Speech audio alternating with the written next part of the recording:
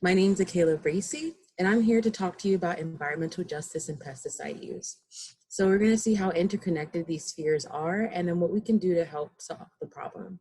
So before we begin, I'm going to tell you a little bit about myself. So I went to undergrad at Cornell University, and I began studying there with an undergrad degree in animal science, but I quickly switched to environmental and sustainability sciences because even though I love animals, I thought the best way to help them would be by helping their environment. Although I worked for the USDA, NOAA, and EPA, I learned the most once I started my job here at Beyond Pesticides.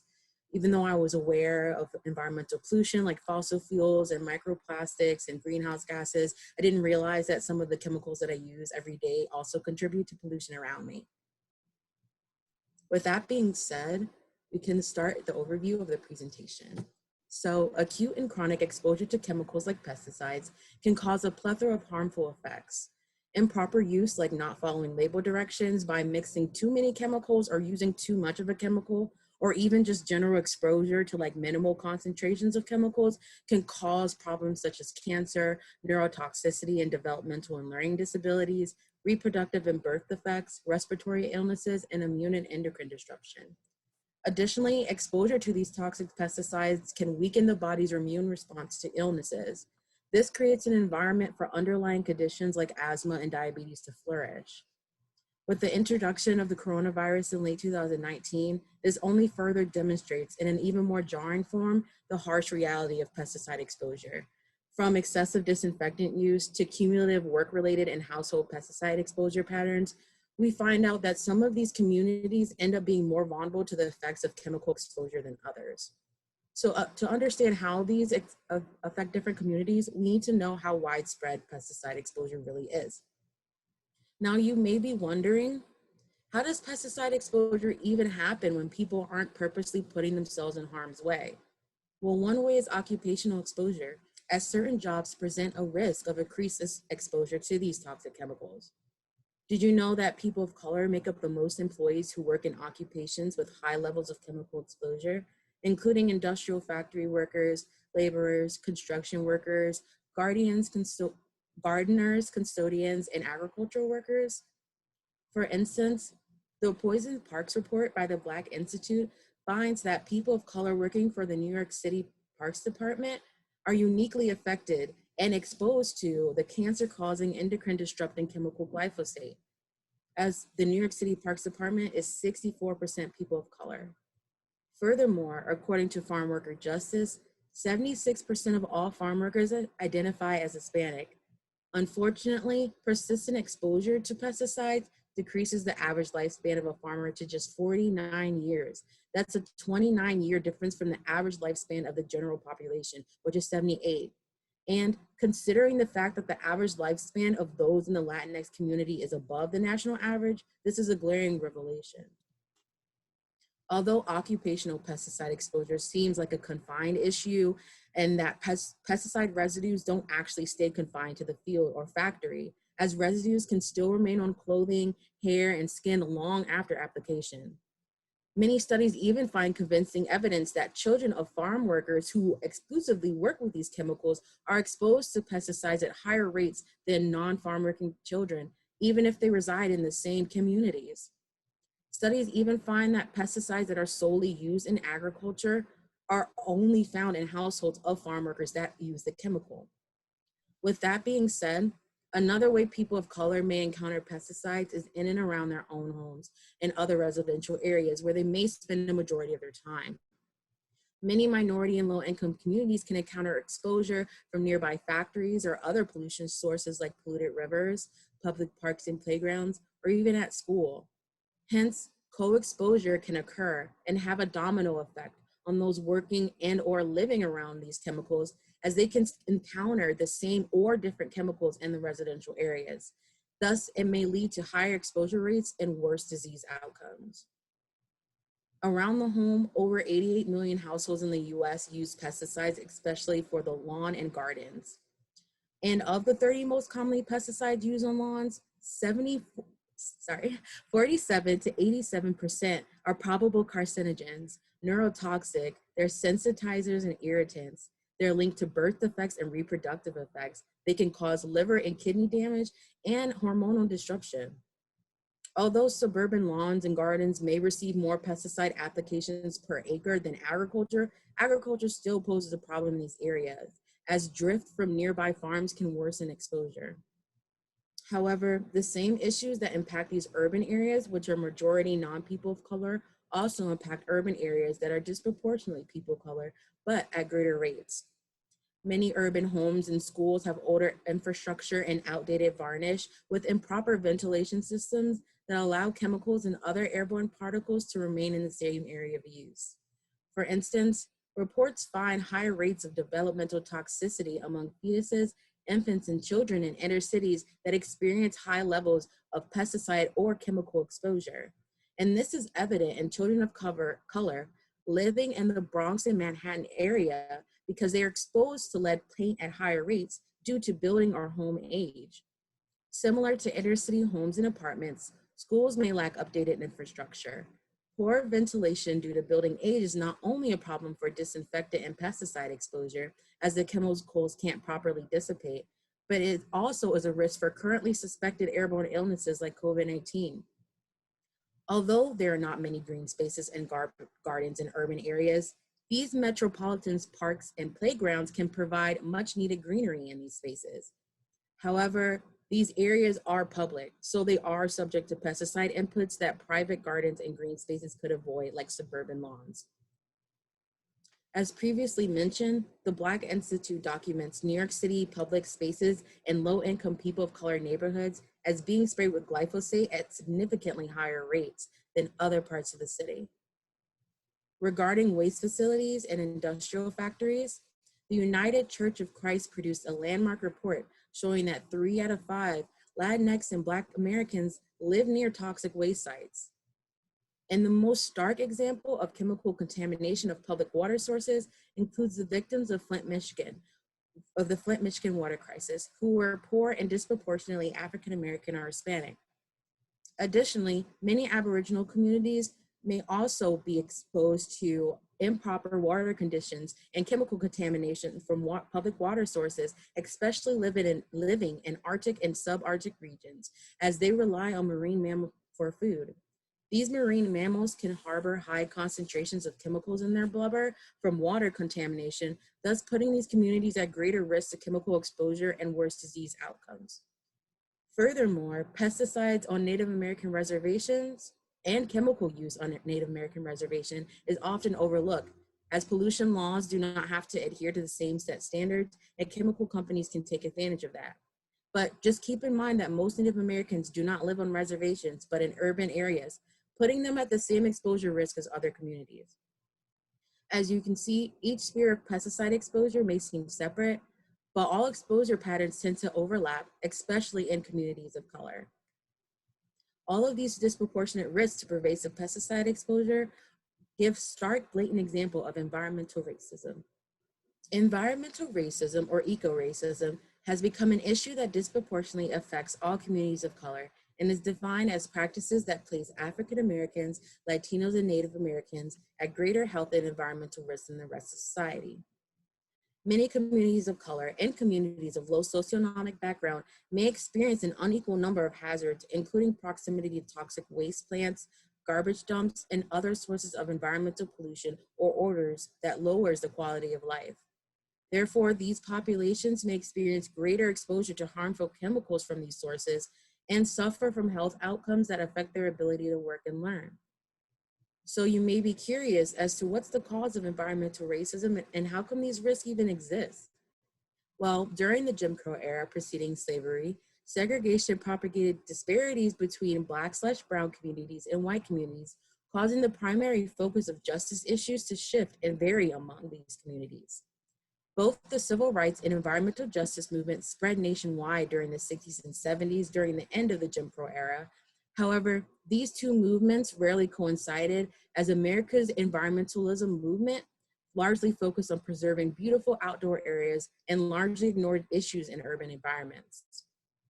This created the false perception among advocates for racial equality that environmentalism just didn't cater to people of color in their struggle, and it only centered around right organizations and populations. However, this does not mean that environmental justice was completely void of addressing racial inequalities. Many early environmental justice leaders came out of the civil rights movement, bringing to the environmental movement the same exact tactics that they used during the civil rights struggles, such as marches, petitions, coalitions, rally building, education, litigation, and nonviolent direct action. The 60s saw some of the first localized protests for environmental equalities, such as Cesar Chavez fighting for Latino farmers' workplace right for protection from harmful pesticides in California, and African American students taking to the street of Houston to oppose the placement of a garbage dump in their community. Additionally, West Harlem residents in New York City also fought unsuccessfully against a sewage company to place a plant in their community. Despite the localized attempts to mitigate environmental injustice, it wasn't until 1982 when the gap between the civil rights movement and environmentalism started closing. This is the story of Warren County, North Carolina, a poor rural county that became the epicenter of the growing environmental justice movement, drawing nationwide attention to racial disparities. In the 1980s, illegal dumping of polychlorinated biphenyls, or PCB, contaminated oil polluted over 200 miles of soil along the North Carolina roadside, and it spanned 14 counties. Eventually, North Carolina decided to move this contaminated soil to a newly built landfill in Warren County, a majority African American community. This caused a wave of protests as PCBs are highly toxic and they have associations with liver damage, skin disorder, birth defects, and cancer. Unfortunately, the pressure against PCB soil dumping didn't deter the decision, and they dumped 60,000 tons of contaminated soil in the landfill, burying it only 6 feet under. Burying it 7 feet under. And that's only 3 feet above the groundwater table that many use to get their drinking water from. Because of the outrage over Warren County, the U.S. Government Accountability Office evaluated correlations between landfill locations and race and socioeconomic status of the surrounding communities. And they found that 3 out of 4 landfills in the Southeast U.S. at the time were in or near communities of majority non-white populations, with more than a quarter living below the poverty line. Although officials eventually removed PCB-laden soil from Warren County, some 25 years later, there are a plethora of environmental justice issues that continue to plague people of color communities. So you may be wondering, aren't there laws in place to prevent disproportionate risk to pollution, especially from chemicals like pesticides, which are regulated by the government itself? Well, the answer is yes and no. In addition to the reports from environmental racism in Warren County, environmental racism and justice started to garner public attention due to the amalgamation of reports and studies. And this led to the establishment of 2 legislations, the 1994 Executive Order 12898 and the Food Quality Protection Act. The executive order under the Bill Clinton administration directed agencies to develop strategies that manage environmental justice in minority populations and low-income communities. However, in 2019, there was an attempt to remove racism from the order itself, thus shifting the purpose of the law from protecting low-income and minority populations to protecting all people. Although under the Obama administration, they recommitted to the environmental justice efforts addressing environmental racism faced in various communities, the election of Trump had some setbacks. EPA's funding decreased, regulation rollbacks left many communities unrepresented, and EPA's risk assessment, leaving these communities vulnerable to the toxic effects of pesticide pollution and just general chemical pollution. Although previous legislation does discuss general pollution harms resulting in environmental racism, the Food Quality Protection Act of 1996 specifically addresses pesticide exposure. However, it lacks recognition of disproportionate risk. You see, past pesticide regulations use a risk-benefit standard for evaluating the hazards of pesticide under the Federal Insecticide, Fungicide, and Rodenticide Act, or FIFRA. These risk-benefit approaches had the inherent assumption that there was some sort of acceptable risk or hazard that's allowable to a community as long as the chemical has some value or some benefit. And this assumption of acceptable risk was not equal across populations and did not take into effect the disproportionate risk pesticide use has on people of color communities.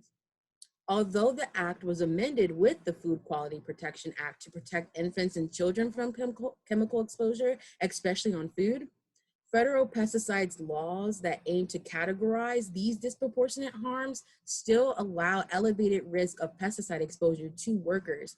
And these workers include farm workers and landscapers who work with the chemical directly. These people are often predominantly people of color, and they may experience the aggregate effects of pesticide exposure from multiple sources. So overall, you can see how environmental justice and pesticide use is entrenched, especially with the current health crises that we're experiencing now. What you can do to help your community is use the resources that Sarah is going to give to you, as I put together some environmental justice, grassroots resources, organic resources, and safer pesticide alternatives that you can use. By doing this, you're one step closer to protecting yourself and other people from pesticide exposure. And that is the end of my presentation.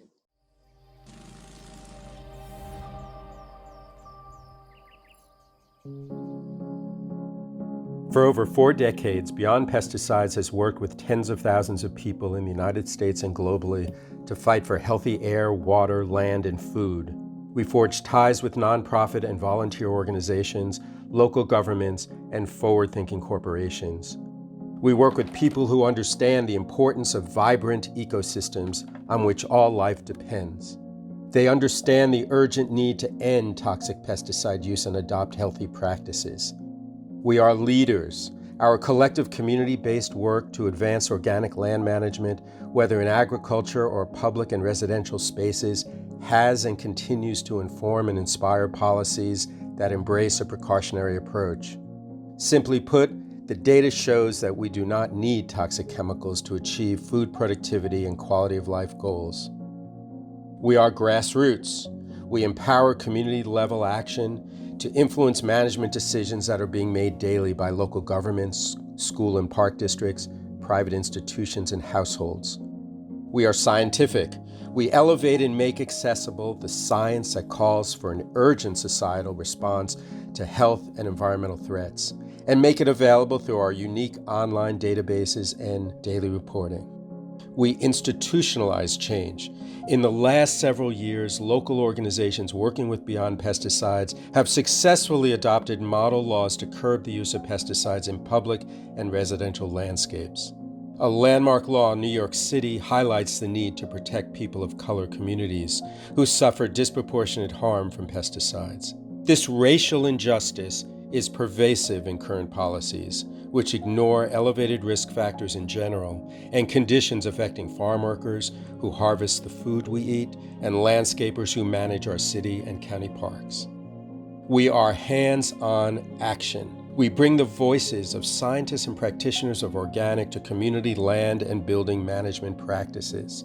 Beyond fighting individual pesticides and chemical trespass, we embrace a holistic strategy to eliminate toxic pesticides with a systems approach that respects the fragile web of life, from the soil microbiota to our gut microbiome. We see a future.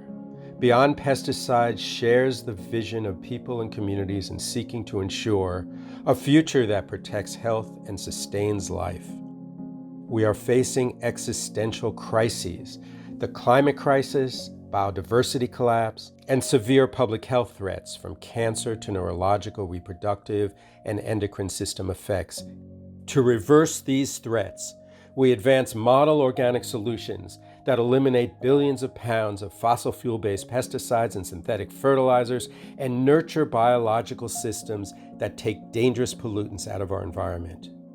We are transformational. With a 40-year track record of successfully advancing systemic change, we know that the solutions are within our grasp.